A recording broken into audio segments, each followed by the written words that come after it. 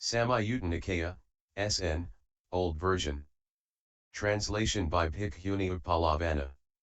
Tipitaka.fandom.com. 025, SN.10.1 SN.10.12.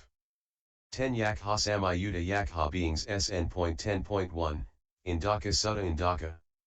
1 At one time the Blessed One was living in Rajagaha on the Indakuta rock, the home of the non-human Indaka. 2 Then the non-human Indaka approached the Blessed One and said the stanza, the enlightened ones say, there is no life in matter. When there is no strength, how is the body to know? How is a skeleton formed for him? And without strength what clings in the womb? 3 First there is the suitable soil. In it there is a swelling, in the swelling rises a lump of flesh. The lump of flesh becomes a hard mass. Then major and minor limbs arise in the hard mass. And hair of the head and body and nails arise. He is nourished with the eatables and drinks eaten by the mother. Thus the man gone to the mother's womb is nourished. SN.10.2, Sakhanama Sutta Sakhanameka. 1 At one time the Blessed One was living on the Gijha peak in Rajagaha. 2 Then the non-human by name Sakha approached the Blessed One and said the stanza, Recluse, you live all bonds dispelled and well released. It is not suitable that such like you should advise others.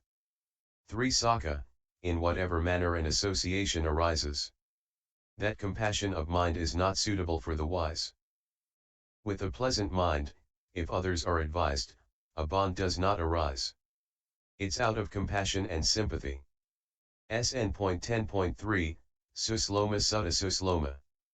1 At one time the Blessed One was living in Gaya on the bed of sounds, the home of the non-human Susiloma. 2 At that time the two non-humans Kara and Susiloma were passing the proximity of the Blessed One.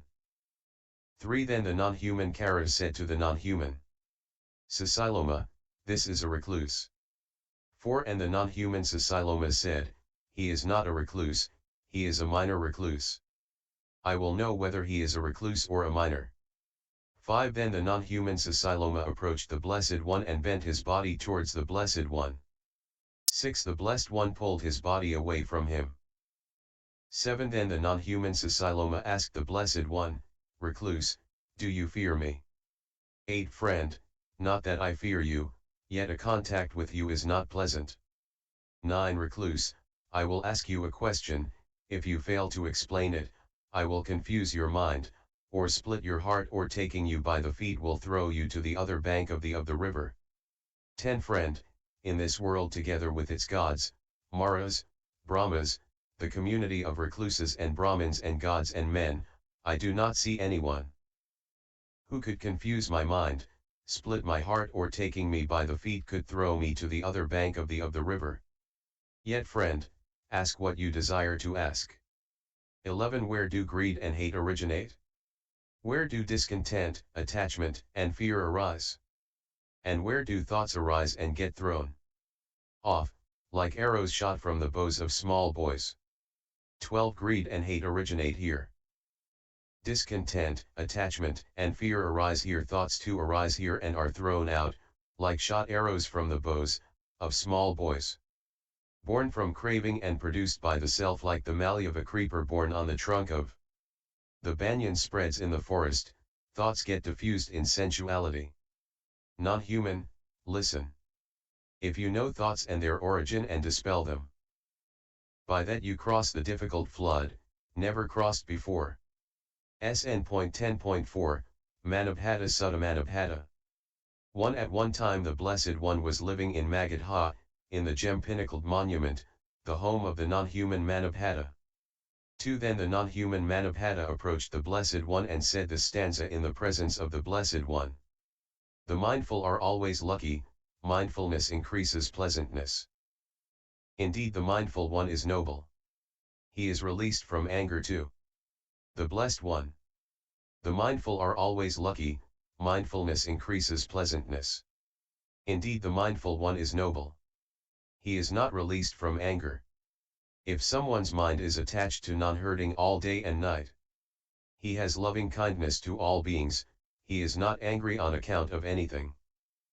SN.10.5, Sanu Sutta Sanu. 1 At one time the Blessed One was living in the monastery offered by Anathapeuka in Jeta's Grove in Savatya. 2 At that time a certain female lay disciple's son by the name Sanu was seized by a non-human. 3 Then that lay disciple lamenting, said these stanzas that moment. The worthy ones warned me. I heard it from the worthy ones. Today I myself see it, the non-humans exhaust Sanu. On the 14th, 15th, and 8th days of the waxing moon. If you observe the 8 precepts of the holy life, the non-humans do not exhaust you. This was said by the worthy ones. Sanu, did you do any wrong knowing? Do no evil openly or secretly. If you do or will do evil, you would not be released from unpleasantness. And your beauty too will vanish. These are the words of the non-humans. Sanu. For mother, why do you cry? Is it for my death, or not seeing me alive? Look. Mother, I am alive, why do you cry on account of me? Upasika. 5 I cry as though my son was dead, or else I do not see him alive. I have won my desire, and you have come back here. I may be crying for that, you are alive after death. Dear one, you are pulled out of the ashes, do you want to jump into it? Dear one, you are taken out of hell, do you want to get in there? Even with harassment, run fast to the appearance of good. Do not desire to be burnt again. SN.10.6, Payankara Sutta Payankara. 1 At one time Venerable Anuruddha was living in the monastery offered by Anathapeuka in Jeta's Grove in Savatya. 2 At that time Venerable Anuruddha having got up in the last watch of the night recited the Dhamma. 3 Then the mother of Payankara to please her son said thus, Payankara, do not make a noise, the bhikkhu is reciting the teaching. We too will know the teaching and fall to the method of our welfare. Restrain from destroying life, do not tell lies with awareness, training ourselves in these virtues, we will be released from the sphere of spirits. SN.10.7, Punabasu Sutta Punabasu. 1 At one time the Blessed One lived in the monastery offered by Anathapeuka in Jeta's Grove in Savatya. 2 At the time the Blessed One was advising, inciting, gladdening and making light the hearts of the bhikkhus with a talk on extinction. The bhikkhus too were listening, lending ears attentively to absorb the essential. 3 At that time the mother of the non-human Punabasu was rejoicing with her son in this manner. Uttarika and Punabbasu, don't make a noise, I'm listening to my teacher. The Blessed One told of extinction for the release from all bonds. Throughout a long time I loved this teaching. One's own sons and husband are endearing. Those that tread the path of this teaching are more endearing to me. Dearly loved sons or husband do not release you from unpleasantness. As listening to the teaching that releases living things from unpleasantness. The world is afflicted with decay and death. The teaching is realized for overcoming decay and death. I desire to hear that teaching, Punabasu, don't make a noise. Punabasu. For mother I will not say Uttara, be silent, I listen to the teaching. Hearing the teaching is pleasant. Knowing it, I tread that path with difficulty. The teaching is indeed a light for gods and men. The enlightened one bears the last body and preaches. Punabasu's mother. 6 It is noble to give birth to a wise son. My son likes the pure teaching of the enlightened one. Punabasu, may you be happy. I realized it today. I realized the 4 noble truths. Uttara, you too listen to me. SN.10.8, Sudata Sutta Sudata. 1 At one time the Blessed One was living in Rajagaha in the cool forest. 2 At that time the householder Anathapeuka had come to Rajagaha for some business. 3 The householder Anathapeuka heard that the Blessed One had arisen in the world, and from that moment a desire arose in him to approach the Blessed One. 4 Then it occurred to the householder Anathapeuka, this is not the right time to approach the Blessed One, early tomorrow I will approach the Blessed One, and he slept with the perception of going to see the Blessed One. During the night he woke 3 times thinking it was dawn. 5. The householder Anathapeuka went as far as the outer gate. Non-humans opened the gate for him. 6. When the householder Anathapeuka was leaving the city the light vanished, darkness set in and he was frightened with hairs standing on end and he decided to retrace his steps. 7. Then the non-human Sivaka made himself heard without an appearance saying, 100 elephants, 100 horses, 100 young girls adorned with thousands of gemmed earrings. Is not worth even to a quarter to a word uttered by the Blessed One. Householder, proceed. It is noble to proceed. Do not recede. 8. Then the householder Anathapeuka's darkness vanished, a light appeared, and his fear and hairs standing on end disappeared. 9. When the householder Anathapeuka was leaving the city for the second time the light vanished, darkness set in and he was frightened with hairs standing on end and he decided to retrace his steps. Then the non-human Sivaka made himself heard without an appearance saying, 100 elephants, 100 horses, 100 young girls adorned with thousands of gemmed earrings.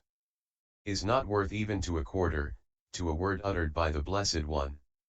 Householder, proceed. It is noble to proceed. Do not recede. Then the householder Anathapeuka's darkness vanished, a light appeared, and his fear and hairs standing on end disappeared. 10. When the householder Anathapeuka was leaving the city for the third time the light vanished, darkness set in and he was frightened with hairs standing on end and he decided to retrace his steps. Then the non-human Sivaka made himself heard without an appearance saying, 100 elephants, 100 horses, 100 young girls adorned with thousands of gemmed earrings. Is not worth even to a quarter, to a word uttered by the Blessed One. Householder, proceed. It is noble to proceed. Do not recede.